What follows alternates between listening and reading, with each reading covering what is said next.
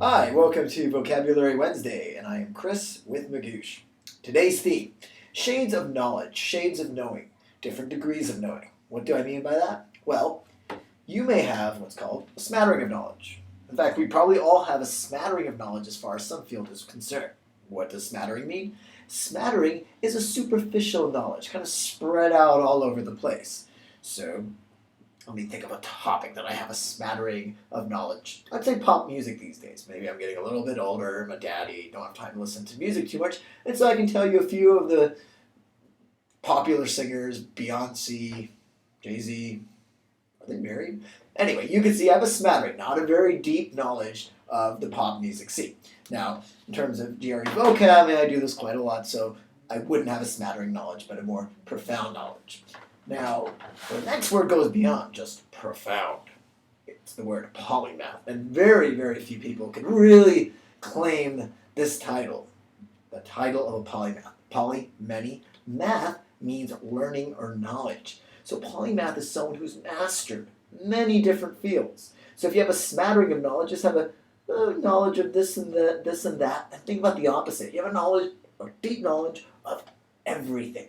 So polymaths were something that were around maybe in the Greek times, maybe in the medieval times, or at least the Renaissance times. I guess medieval times people weren't really doing too much. But these were people like Leonardo da Vinci, Aristotle even.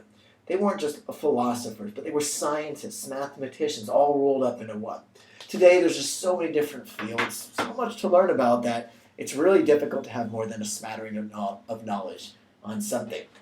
Now, a different degree of learning is clairvoyant. This really isn't learning, I should say knowing. This isn't really a question of, oh, I know a lot versus I know a little, but this is almost like being psychic. See, if you're clairvoyant, you have the ability to see something or to predict something before it happens. And it's very uncanny, amazing, like, wow, that person knew that the stock market was going to crash on that specific day. And they knew this, months in advance. And so clairvoyance is almost kind of seeing into the future. Notice clair, clear, comes from French.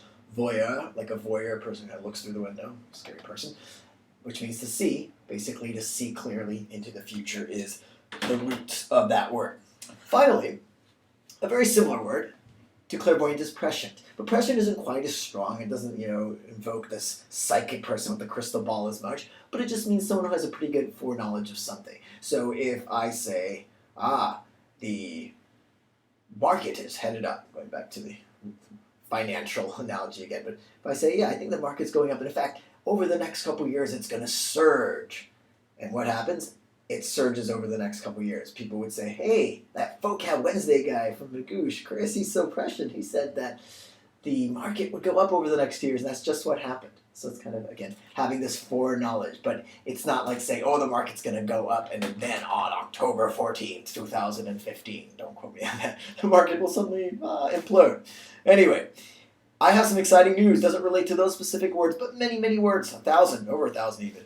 And that is GRE Magoosh flashcards. The GRE vocabulary flashcards are out today. So all that good stuff is contained in the description box below. So check that out. But you definitely want to get lots of words and fun example sentences. And I will see you guys next week for another installment.